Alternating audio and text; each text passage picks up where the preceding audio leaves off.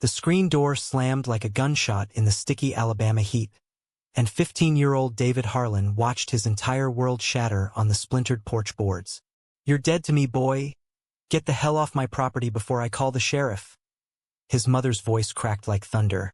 Her face twisted not in rage but something worse. Revulsion, as if he'd smeared sin across her spotless kitchen linoleum. In that frozen heartbeat, as his backpack thudded to the dirt beside the gravel driveway, David realized the boy he'd kissed behind the bleachers. Timid, trembling Tommy from the youth group wasn't just a secret anymore. He was the end of everything David had ever called home. 23-year-old David Harlan gripped the steering wheel of his battered Ford pickup until his knuckles bleached white. The engine's low rumble the only sound cutting through the cicada chorus outside his motel window in downtown Birmingham. He'd driven straight through from Seattle. 18 hours of black coffee and blurred taillights, chasing ghosts he swore he'd buried years ago. The neon vacancy sign flickered like a bad omen, casting erratic shadows across the rumpled bed where his phone buzzed insistently. Anthony's name lighting up the screen for the 10th time that day. David let it go to voicemail, thumb hovering over the ignore button, because how do you explain to the man you love that you're unraveling a wound you never let him see? It had started 2 weeks ago, that itch under his skin he couldn't scratch. A letter from his aunt, postmarked from the same mobile zip code he'd fled at 15. Thin as a razor but heavy as regret. "Your mama's sick, David. Real sick. And there's things you need to know before it's too late." No warmth, no apology. Just facts, cold and unyielding. Like the woman who'd raised him. Or tried to, until she couldn't stomach who he was. David had crumpled it at first, tossed it into the recycling bin of his cramped Capitol Hill apartment. But the words clawed their way back, night after sleepless night, until he packed a bag and pointed the truck east. Now, parked outside the Blue Moon Motel, the humid Gulf air seeping through the cracked window felt like fingers prying at old scars. He stepped out, boots crunching on oyster-shell gravel, and lit a cigarette he didn't want, the flame illuminating the faint tattoo on his inner wrist. A compass rose, inked in Seattle after his first real heartbreak. A reminder that home wasn't a place but a direction you chose. Anthony had traced it once, in the dim glow of their shared bed, whispering, "This points to me, right?" David had laughed then, pulled him close, but tonight it felt like a lie. The compass spun wild, no true north in sight. He checked in under a fake name, old habit from couch surfing across the Midwest, and collapsed onto the sagging mattress, the room smelling of mothballs and regret. Sleep came in fits, dreams of his mother's Bible-thumping sermons bleeding into the splash of holy water she'd flung at him like holy water on a demon. "The Lord don't abide abominations, David. You're choosing this, choosing hell," he'd begged, on his knees in the living room with its faded floral curtains and cross-stitched "Home, Sweet Home." But mercy was a foreign language in that house. By dawn, he'd hitchhiked to the bus station with $20, and a prayer he didn't believe in anymore. The phone buzzed again as sunlight clawed through the thin curtains. Anthony's voice message, "Dave, it's me. I get you're dealing with family shit, but talk to me. We said no walls, remember? Love you, idiot." David's chest tightened, a familiar ache that had no business flaring now. Anthony Reyes, artist, barista, whirlwind of paint-splattered jeans and easy grins, had crashed into his life 3 years ago at a pride rally in Seattle, handing him a rainbow flag like it was a lifeline. They'd built something real there, in rainy coffee shops and late-night sketches of David's mysterious southern drawl. But family? That was David's alone, a locked box he kept chained in the basement of his soul. He showered cold, the water stinging like penance, and drove south toward Mobile, the interstate a ribbon of asphalt unspooling through pine thickets and billboards hawking Jesus Saves. By noon, he was pulling into the cracked parking lot of Harlan's Hardware, the family store his father had built from nothing before the cancer took him when David was 12. The sign still hung crooked, faded gold letters peeling like old skin, and for a moment, David sat frozen, engine idling, watching his cousin Ellie bustle behind the counter, her laugh carrying through the open door like a memory he wasn't ready for. Ellie spotted him first, freezing mid-transaction with a customer buying nails and twine. Her eyes, Same Harlan green as his widened, then softened, and she excused herself, weaving through aisles of paint cans and power tools to pull him into a hug that smelled of sawdust and vanilla. Lord, David, you look like you drove through hell itself. Aunt Ruth's at the house. Doc says the chemo's not taking. Come on. I'll ride with you. The drive to the old Victorian on Magnolia Street was silent at first, the radio humming low country tunes about lost loves and second chances. Ellie broke it eventually, fiddling with her wedding ring. She don't talk about you much. Never did after. Well, but she kept your room, David. Pictures and all. Like a shrine to what was. David's jaw clenched, the steering wheel creaking under his grip. A shrine? That's rich. Last I saw, she was calling the devil's advocate to exorcise me. The bitterness tasted like bile, but Ellie just sighed, patting his knee like he was still that scrawny kid stealing licorice from the store jar. People change or they break. Your mama. She broke a long time ago, started with Uncle Jack's dying. Then you. But there's more, David. Things she buried deeper than that backyard oak we planted for your 10th birthday. The house loomed at the end of the lane, paint chipped white like weathered bone, the porch swing creaking empty in the breeze. David killed the engine, heart pounding a war drum in his ears. This was it. The threshold he'd crossed 1,000 times as a boy, chasing fireflies and dreaming of ball fields, now a gauntlet of ghosts. He stepped out, gravel biting his soles, and Ellie squeezed his arm before heading back to the store. I'll check in later. Be gentle, yeah? She's frail as a bird now. The doorbell's chime echoed hollow, and when Ruth Harlan opened it, she looked like a stranger. Gaunt cheeks hollowed by illness, gray hair thinning under a silk scarf, eyes that once blazed judgment now dulled to ash. She stared at him, hand clutching the doorframe, and for a beat, David thought she'd slam it shut. Instead, she whispered, David, like a prayer or a curse, and stepped aside.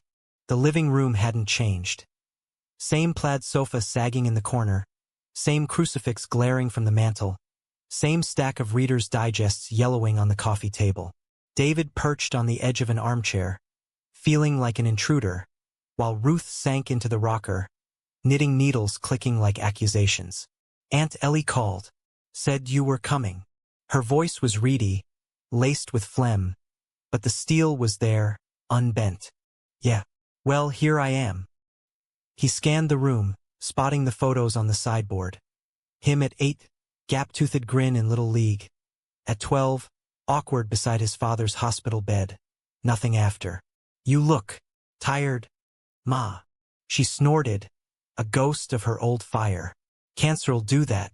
Liver. Stage 4. Doc gives me months if I'm lucky. The needles paused, and she met his eyes, something fracturing there. Why now, boy? After all this time. David leaned forward, elbows on knees, the words he'd rehearsed dissolving like sugar in rain. Because I got your letter, no Ellie's, and because I'm tired of running from what you did, kicking me out like trash. Ma, for loving wrong, for being me. Her face crumpled, not in denial but defeat, and she set the knitting aside, hands trembling as they folded in her lap. I thought it was a phase. Prayed it was. Your daddy.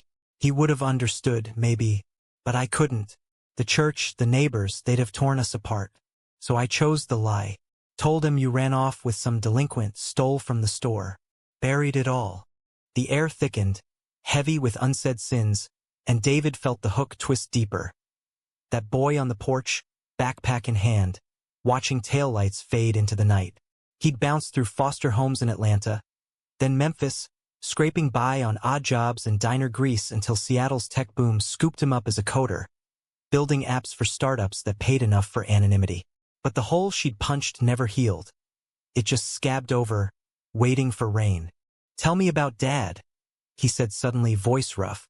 The real stuff, not the saint you made him. Ruth's eyes glistened, and she rose slowly, gesturing to the kitchen. Tea? Is weak, but come on. He followed, the linoleum cool underfoot, and as she filled the kettle, her back to him, the dam broke. Jack wasn't perfect. He had secrets too. Loved you fierce, but he struggled. With himself. Things he never told me till the end. The kettle whistled like a warning, and David poured, hands steady for the first time that day. They sat at the scarred oak table where he'd done homework by flashlight during power cuts, and Ruth talked, halting at first, then in a rush like confession before the Reaper called.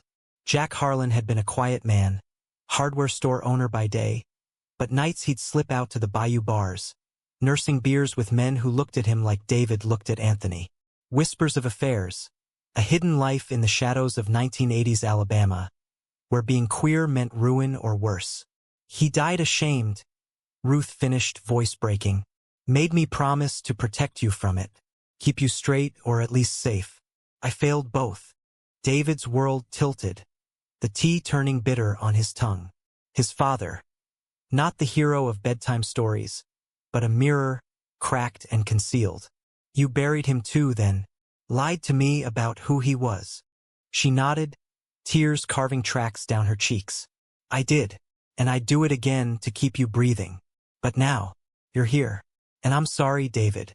God help me. I'm so sorry. The apology hung there, fragile as spun glass, and David reached across the table, his hand covering hers. Calloused from code keyboards, hers from years of scrubbing sins away. Forgiveness wasn't a light switch. It was a slow burn, but in that touch, the first ember flickered. Outside, thunder rumbled distant, promising rain, and for the first time in 8 years, David didn't flinch. The days blurred into a tentative rhythm, David extending his motel stay while Ruth's treatments sapped her strength like a slow leak. Mornings, he'd drive her to the clinic in Mobile, the I-10 corridor a monotonous stretch of billboards and brackish marshes. Her hand light on his arm as they navigated the sterile halls of fluorescent lights and beeping monitors. You're a good driver, she'd say, apropos of nothing, and he'd nod, throat tight, because compliments from her felt like foreign currency. Valuable, but hard to spend. Afternoons were for the hardware store, where Ellie roped him into inventory, the scent of lumber and brass fittings pulling him back to boyhood summers stacking shelves for pocket change. You always had a knack for the odd jobs, she'd tease, handing him a clipboard, her toddler son gnawing on a plastic hammer at her feet.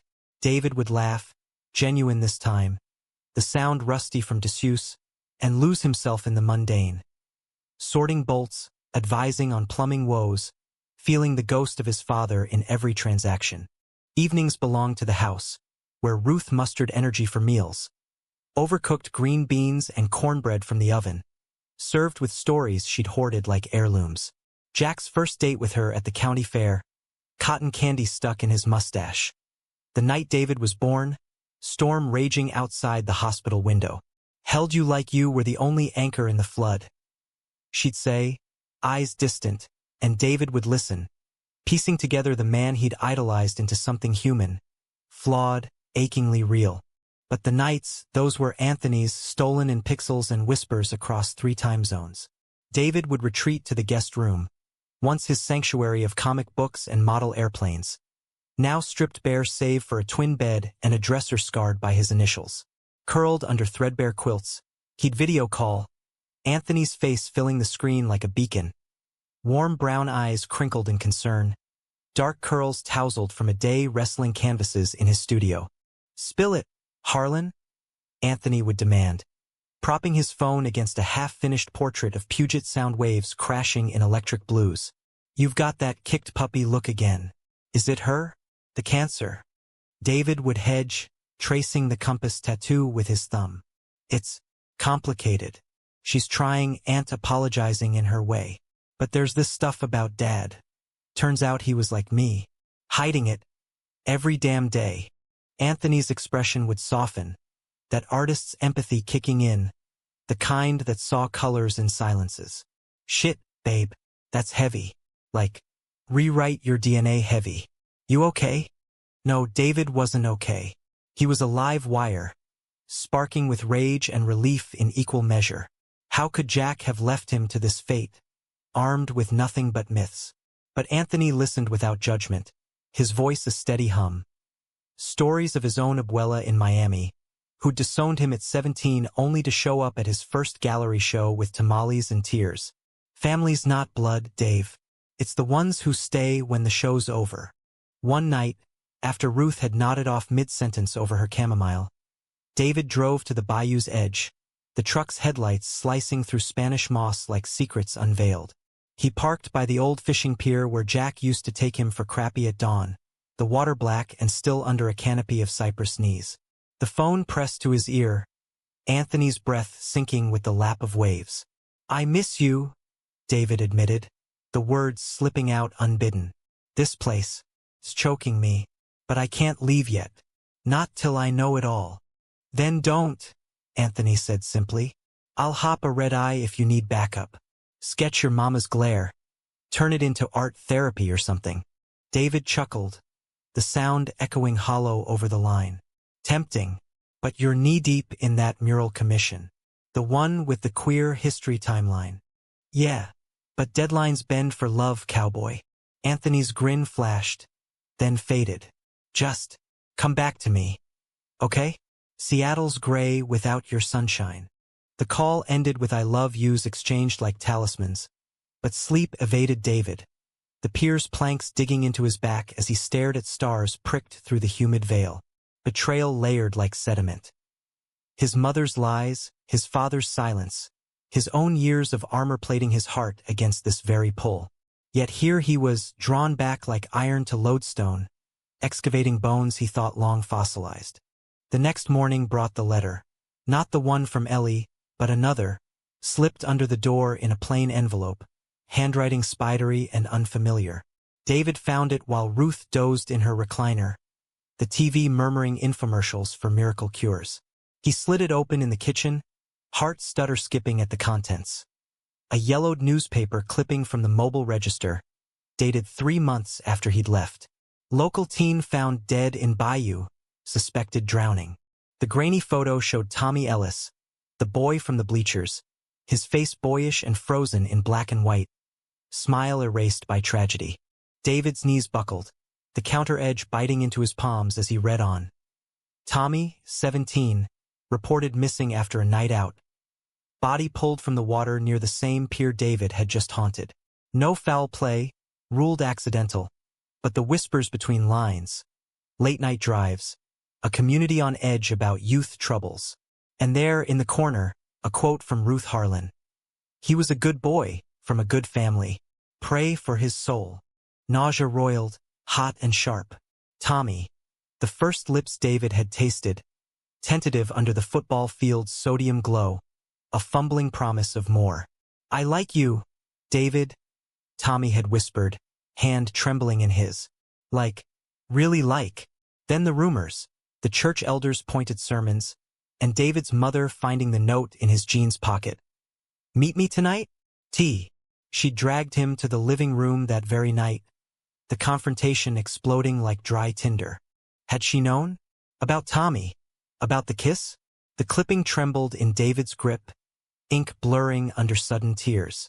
This wasn't just buried truth. It was a grave, Tommy's and his father's secrets piled atop David's exile. He stormed into the living room, clipping clutched like evidence. "Ma, wake up. What the hell is this?" Ruth stirred, confusion clouding her features before sharpening to dread. "David? What's?" "Tommy Ellis. You knew. You lied to the paper. Covered it up like everything else." His voice cracked, raw as exposed wire. She reached for him, but he recoiled, the chasm between them widening anew. "I didn't. Lord David, it wasn't like that." She struggled upright, scarf slipping, revealing the ravages of chemo. "Tommy, he came here after you left, hysterical, saying he'd told his folks about you too. They beat him, David. Black and blue. He ran straight to the water. I found him there, floating. Called the sheriff myself." The room spun, David's breath coming in gasps. "Why didn't you tell me? I thought. I blamed myself all these years. Because you were gone." Ruth's cry echoed, frail but fierce. "And I was drowning in it. Jack's ghost, your anger, now this boy." The town was whispering queer suicide. "I couldn't let them touch you too." So I lied. Said he was troubled, a runaway. Buried it with the rest. He sank to the floor, back against the wall, the clipping fluttering to the carpet like a fallen leaf. Betrayal's blade twisted deeper. Not just her silence, but the what-ifs. If he'd stayed, fought, could he have saved Tommy? The weight crushed, years of survivor's guilt crystallizing into grief's sharp facets. Ruth slid down beside him, their shoulders brushing, and in that shared collapse, the first threads of understanding wove through the rage. "I'm sorry," she whispered again, hand hovering before settling on his knee. "For all of it." David didn't pull away. He couldn't. The truth, unearthed and ugly, bound them now. Mother and son, survivors of the same storm. Word spread through mobile like kudzu on a fence line. David Harlan was back, the prodigal son with city polish and unspoken storms in his eyes. Neighbors who'd once crossed the street now nodded from porches, their curiosity laced with pity for Ruth's decline. Ellie hosted a subdued barbecue at her place. A sprawling rancher on the outskirts, yard dotted with kiddie toys and a smoker belching hickory ribs, to welcome him proper. Though the air hummed with the unsaid, "What now?" For a town built on shotgun houses and Sunday suppers, forgiveness was a hard sell, especially when the sins were painted in shades of rainbow. David manned the grill, flipping burgers with tongs that felt like extensions of his father's hands, while Ellie's husband, Mike, a burly plumber with a mustache like a broom bristle, clapped his back too hard. "Heard you code for them fancy apps up north. Make a killing?" Mike's tone was jovial, but David's smile strained. The Pacific Northwest's tech sheen a thin armor against Southern scrutiny. "Something like that," he replied, plating a burger for a gaggle of cousins he barely remembered, their kids chasing fireflies in the gathering dusk. Ellie sidled up, beer in hand, her gaze sharp. "You holding up?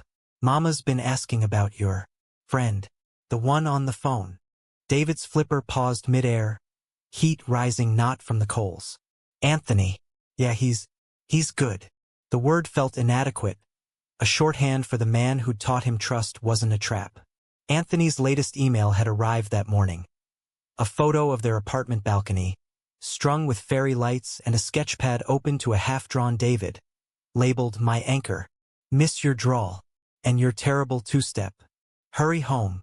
The barbecue dragged, small talk curdling into probes. "Ruth says you live with a fella? Bold, these days." From Uncle Ray, nursing a Bud Light, his squint more appraisal than malice.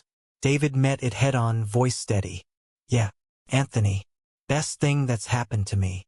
The admission landed like a stone in still water, ripples of raised brows and cleared throats.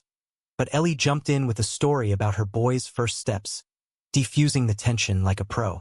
Later, as stars wheeled overhead and the party thinned to embers, David slipped away to the dock behind Ellie's property, the Bon Secours River murmuring secrets to the mangroves. He dialed Anthony, the signal patchy but his voice clear as cut glass. "Barbecue survival achieved. Barely. Told your uncle's homophobic cousin to shove it.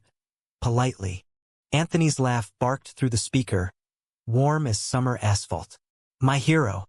Bet you looked fine doing it, too. How's the truth digging going? Any more skeletons rattling?"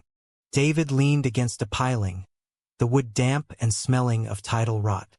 "One big one. Tommy. He didn't just drown. It was after his folks found out about us. Beat him bad. Ma covered it up to protect the family name, or me, she claims." Silence stretched, Anthony's intake of breath sharp. "Jesus, Dave. I'm so sorry. For him. For you carrying that alone all this time." "I wasn't alone," David said softly, the words a revelation. "Not anymore. Because of you." The line crackled, emotion thickening the air, and Anthony murmured back, "Damn right. Now tell me about this doc. Paint me the picture. I'm sketching it blind." So David did, words flowing like the river. Moonlight silvering the water, egrets ghosting through the reeds, the faint twang of a neighbor's radio crooning George Strait. Anthony hummed along, his pencil scratching faint over the connection, and for a stolen hour, the miles dissolved, leaving only them, two souls stitching wounds with stories. But dawn brought the call that shattered the fragile peace. The clinic, Ruth's fever spiking, kidneys failing faster than predicted. David raced to the hospital, the ER a blur of white coats and 4 beeps.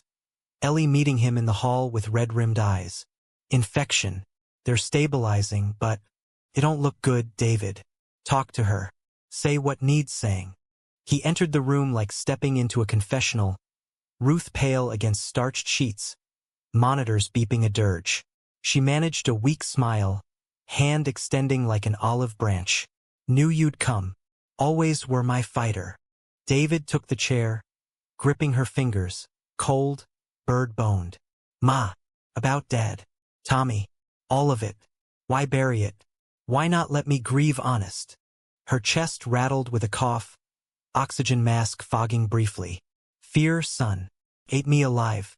Jack, he confessed on his deathbed. Said he'd loved a man once, before me. In the war, Korea. Never acted on it after, but it haunted him. Made him watch you closer. Like he'd see his own shame in you. When you came out, it was like losing him twice. I lashed out. Pushed you away to save myself. The confession landed heavy, David's throat closing around unshed tears. You saved nothing. Lost everything. But I get it now. The weight. I don't hate you, Ma. Not anymore. She squeezed back, faint but fierce. Then live, David. For Jack. For Tommy. For that boy in Seattle who looks at you like you're the sun. Don't bury your light like we did. He nodded, words failing, and they sat in silence as machines marked time's theft. Hours later, stable but sedated, Ruth slept, and David wandered the hospital's chapel, a non-denominational nook with stained glass saints in muted hues. He didn't pray. Instead, he texted Anthony a photo of the window, caption, "Light through cracks. Like us." Anthony's reply pinged instant. "Beautiful. Flying out tomorrow. Be there by dinner. Love you more." Relief flooded, warm as hearth fire, but the betrayal's echo lingered. A serpent in the garden, whispering doubts. What if truth was just another lie, layered to keep the peace? David pushed it down, focusing on the now. Ruth's shallow breaths, the promise of Anthony's arrival, the fragile bridge rebuilding under his feet. That evening, back at the house, he rifled through the attic on a whim, dust motes dancing in the bulb's glow, boxes labeled in Ruth's precise script. Taxes 98, Christmas ornaments, Jack's things. The last one yielded treasures. Dog-eared photo albums, a Zippo lighter engraved JH, and a bundle of letters tied with twine, postmarks from Seoul, 1952. David's hands shook as he untied them, the paper brittle as autumn leaves. The first was from Jack to a soldier named Elias. Nights here are endless, Eli. Your laugh's the only thing cutting the dark. Miss you like a limb. Pages of longing, coded in camaraderie. Battles dodged, smokes shared, touches lingering too long under canvas tents. Jack's words painted a love fierce and forbidden, buried upon stateside return, surfacing only in fevered confessions. David read till eyes burned, the attic a cocoon of revelation. His father, not monster or martyr, but man. Loving across lines society scorched. Folding the letters away, David descended, resolve hardening. He'd honor this, weave it into his own tapestry with Anthony. No more graves. Anthony's plane touched down at Mobile Regional under a sky bruised purple with storm clouds, and David waited at baggage claim, heart hammering like a bass line at a honky-tonk. When Anthony emerged, duffel slung over one shoulder, curls windswept, that lopsided grin splitting his face. David surged forward, pulling him into an embrace that bordered desperate, airport bustle fading to white noise. You came, he murmured into Anthony's neck, inhaling paint thinner and airport coffee. Like I'd miss front row seats to your family drama, Anthony quipped, but his arms tightened, grounding. Besides, I packed my best southern charm. Biscuits optional. They drove to the house in companionable quiet, Anthony's hand on David's thigh a steady pulse against the truck's vibrations. Ruth was awake when they arrived, Propped in bed with a tray of Jell-O, she poked at listlessly. Her eyes sharpened at Anthony, appraising, then softened, a rare thaw. So you're the one keeping my boy up at night with those calls. Anthony chuckled, unfazed, settling into the bedside chair like he'd been there 100 times. Guilty. But only the good kind of trouble, ma'am. He unpacked his bag, producing a small canvas.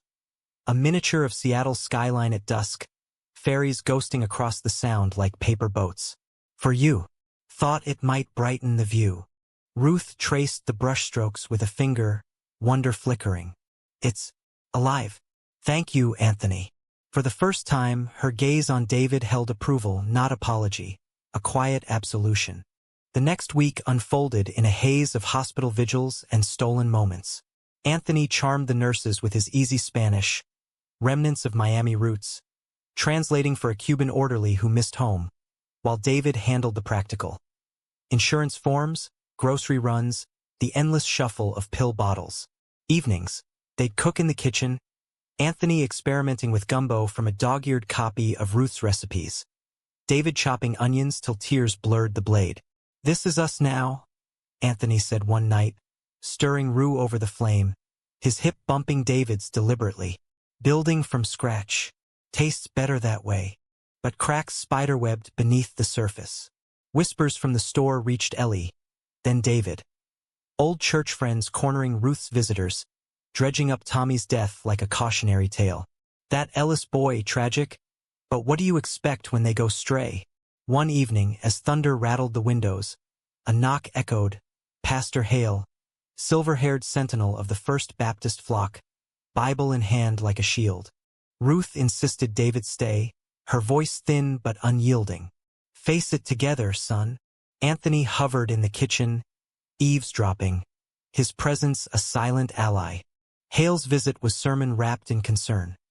Prayers for Ruth's soul, veiled barbs about wandering paths and the prodigal's return. Ruth, you've carried much. Let the Lord lift the load. Confess and be cleansed. His eyes flicked to David, then Anthony emerging with coffee, the implication hanging like smoke. David's temper flared, coffee mug set down harder than intended. Confess what, pastor? That my ma kicked me out for being gay? Or that she covered up my first love's suicide to keep the pews comfortable? We've done enough burying. The room iced over, Hale's face purpling. Such accusations, blasphemy. Ruth, is this true? She met his gaze, chin lifting with the steel of her youth. It is, and I'm done lying for a God who demands silence over love. David's truth is mine now, and Anthony's welcome here as family. Hale sputtered, retreating with mutters of prayer chains and lost causes. The door clicking shut like a full stop. Silence reigned. Then Anthony broke it with a low whistle. Well, that was biblical. You okay, Ruth? She sank back, exhausted but luminous. Freer. For the first time in years. Her hand found David's, then Anthony's. A circuit completed. Thank you both for showing this old fool what grace looks like. The confrontation rippled outward, the church splitting like overripe fruit. Some shunning, others, quiet allies who'd mourned Jack in shadows, dropping by with casseroles and contrite nods. Ellie confided over coffee at the store. Folks are talking redemption, David. Your story's cracking the facade. Yet betrayal's shadow loomed largest in the letters David pored over nightly, Anthony sketching beside him by lamplight. More from Elias to Jack post-war. Pleas for reunion, fading to silence as Jack chose the safe harbor of marriage and mobile. You buried us alive, my love. One read, ink smudged by tears long dry. David traced the words, empathy warring with anger. He chose her. Over this. Anthony set down his charcoal, pulling David close on the worn rug. Choice isn't betrayal if it's survival. Your dad built a life flawed, yeah, but he loved you into it. That's the truth that matters.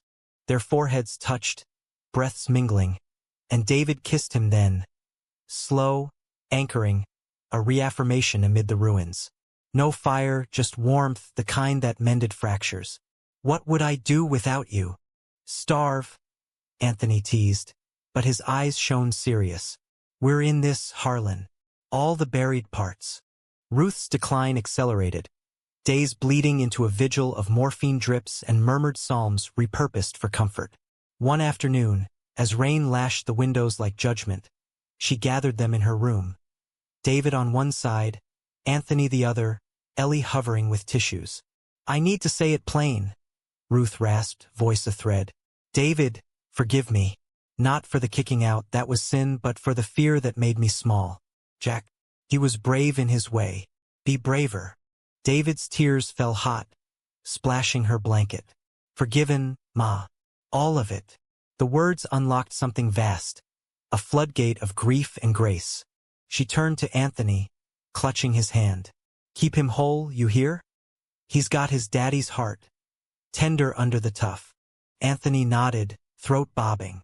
On my life, Ruth. He's my whole world. She smiled then, true and tired, and slipped into sleep that deepened to quiet. The monitors flatlined at midnight, rain easing to a hush, and David held Anthony through the sobs that racked him, raw, releasing decades of damned sorrow. Funeral was small. Baptist rite stripped of fire and brimstone. Eulogy by Ellie painting Ruth as a woman who learned late but loved fierce. David spoke last, voice steady over the casket's polished oak. She buried truths to protect us. Now we unearth them to live. Graveside, under live oaks draped in resurrection fern. Anthony slipped a pebble into David's palm. Smooth, sea-worn from a Seattle beach. For Tommy. For Jack. For the loves we carry forward. David pocketed it, gratitude swelling. Betrayal's sting dulled to ache. Transmuted by this man beside him. The town watching with tentative hope. Weeks after the burial, the house on Magnolia Street echoed hollow. A husk of habits shattered. David and Anthony lingered, sorting Ruth's affairs amid stacks of sympathy cards and Tupperware returns. Mobile's version of mourning, practical as a plumber's wrench. Sell it, Anthony suggested one morning over instant coffee, surveying the peeling wallpaper and dust-shrouded chandelier. Start fresh. Us, somewhere new. David hesitated, fingers trailing the kitchen table's grain, etched with ghosts of meals shared and secrets spilled. Not yet. Feels like abandoning ship midstorm. Truth was, roots tangled deep here now. Not in the soil, but the scars it had tilled. The letters from Elias, forwarded by a veteran's archive after David's query, arrived like coda. Elias's life post-Jack, a quiet existence in San Francisco, painting seascapes till AIDS claimed him in '87. He never stopped loving your dad. The covering note read, carried the torch alone. David shared them with Anthony on the porch swing, dusk painting the sky in bruised purples. Think Dad knew? How it ended for him. Anthony leaned into him, shoulder solid. Maybe, but he chose his path. We choose ours, together. His hand found David's, lacing fingers, a vow unspoken. Conflict brewed subtle at first. Uncle Ray, executor of Ruth's will, contesting the bequest of the hardware store to David. You up and left, boy. Ellie and me kept it afloat. Blood don't mean squat if you ain't here. The accusation stung, laced with the old venom. Queer son unfit for legacy. Meetings at the store turned tense, Ray's bluster clashing with David's resolve. Anthony mediating with calm sketches of compromise. Shared ownership, David consulting remotely on inventory apps he'd code. But betrayal cut deepest from within, unearthed in a lockbox beneath Ruth's bed. A journal, leather-bound and dated from Jack's final months. Pages chronicled not just pain, but paranoia, fears the church knew his secret. Whispers from Pastor Hale about unnatural inclinations observed in Jack's youth. Ruth confronts me. One entry read, says Hale warned her. Says I've poisoned David with my weakness. God, what have I done? The final pages devolved to delirium. Pleas for forgiveness, a scribbled note pinned inside the cover. Tell David I'm sorry, for the blood I passed on. David read it alone in the attic. Anthony waiting downstairs with takeout po-boys. Rage boiled.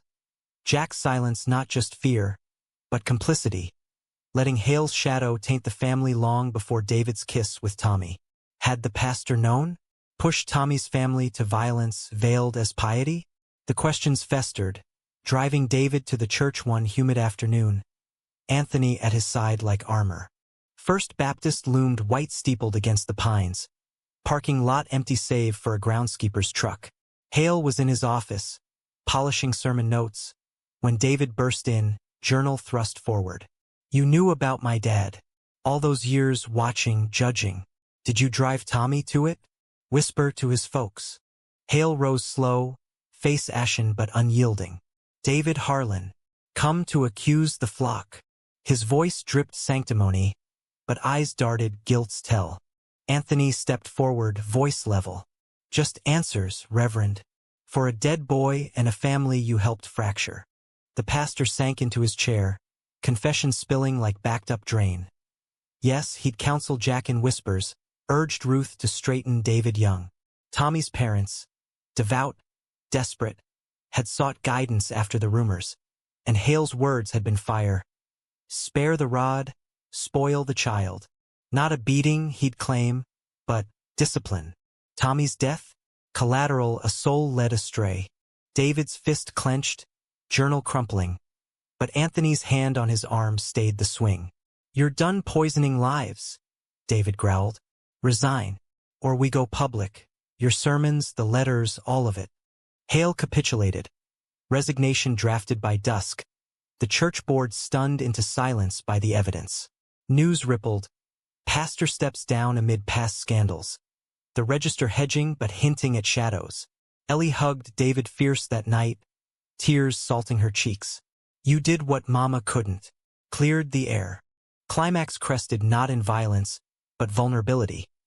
Back home, David confronted the journal's ghost, burning it in the backyard fire pit under a harvest moon. Flames devoured the pages, sparks rising like released prayers, Anthony feeding branches beside him. It's over, David said, voice breaking. The lies, the weight. But what now? Who am I without the fight? Anthony pulled him close, embers glowing on their faces. You're David, the coder who builds worlds, the son who forgives, the man who loves without apology. And mine. They made love that night. Not urgent, but reverent, bodies mapping forgiveness in the guest room's soft light. Touches lingered like brushstrokes, whispers weaving promises. Seattle or Mobile, together. Dawn found them tangled in sheets, Anthony sketching David's sleeping face, lines tender as the new day. Yet the arc bent toward deeper conflict. Ray's lawsuit escalated, claiming David's lifestyle disqualified him from inheritance, dredging court dates and affidavits that reopened wounds. Depositions in a stuffy law office, Ray's lawyer grilling David on his deviant youth. Anthony's testimony a lifeline. David's the most honorable man I know. Ruth wanted this, for him to heal what she broke. The judge ruled for David, store deeded with stipulations for Ellie's involvement. But victory tasted bittersweet.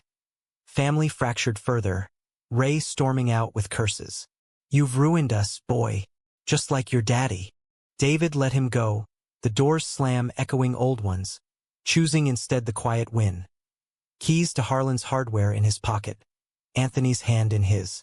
Months unfurled like kudzu reclaiming chainlink, David splitting time between Mobile's humid embrace and Seattle's misty chill. Laptop humming code for store upgrades. Anthony's canvases shipping south for pop-up shows at the Senger Theater. The house sold to a young couple with twins, proceeds funding a trust for Ellie's boy. David kept the oak table, shipping it west like a talisman. Roots don't have to choke, he'd told Anthony on the loading dock, watching movers rapid and bubble. They can travel. Back in Seattle, the apartment bloomed anew. Anthony's mural expanded to include southern motifs. Magnolia blossoms twining rainbow vines, a bayou pier under aurora lights. David contributed pixels, coding an interactive exhibit for a queer history nonprofit. Pixels pulsing with Jack's letters digitized, anonymized, voices for the voiceless. Your legacy? Anthony called it. Unveiling the beta over Thai takeout. Screens glowing like fireflies. Romance deepened in the everyday. Lazy Sundays at Pike Place, Anthony haggling for fresh figs while David snapped candids. Midnight drives to Discovery Park, blankets spread under cedars for stargazing that dissolved into talks of adoption. Someday. Two dads, a passel of kids. Anthony mused, head on David's chest, teaching him to fish bayous and code apps. David laughed, but the dream rooted, humanistic hope blooming from tragedy's soil. Betrayal's ghosts visited in dreams.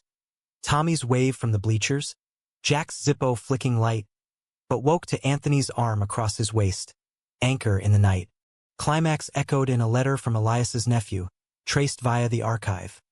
A package arriving unannounced, containing a seascape oil, choppy waves and indigos, a lone figure on a pier, back turned to storm.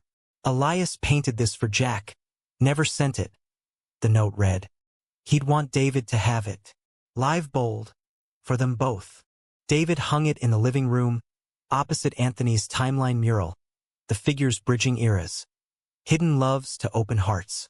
Tears came unbidden, Anthony wiping them with thumbs gentle as prayer. Full circle, babe.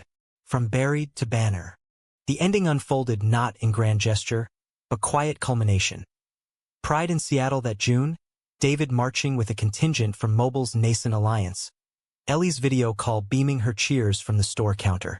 Anthony carried the banner, Unbury the Truth. Painted in bold strokes. David's compass tattoo inked large at center. As confetti rained and drums thrummed, David pulled Anthony aside in the crowd, kneeling amid the chaos. Not for rings, but resolve. Marry me? He asked, voice steady. Ring a simple silver band etched with coordinates. The pier's latitude, their Seattle balcony. Not for show. For us, the life we build from the breaks. Anthony's yes was a whoop, kiss fierce and public. The crowd's roar a benediction. They wed that fall in a backyard affair. Rain held off by sheer will, Ellie toasting with bourbon, Anthony's abuela blessing in Spanish laced with tears. Vows exchanged under the seascape's watchful waves. In shadows and sun, I choose you. Years later, David returned to Mobile alone sometimes, tending Tommy's grave. Modest stone now etched with a rainbow flag at Ellie's insistence. And Jack and Ruth's shared plot, wildflowers seeding the grass. We made it, he'd whisper, compass steady on his wrist. Anthony waited at home with their son. Adopted at 3, all curls and questions. Papa Dave, tell the Bayou story again. And he would, truths unburied, love the through line from pain to grace. A humanistic hymn to the men who'd loved fierce, against odds stacked like storm clouds. In America's heartland or its rainy rims, David Harlan claimed not just inheritance, but inheritance of spirit. Resilient, romantic, forever forward.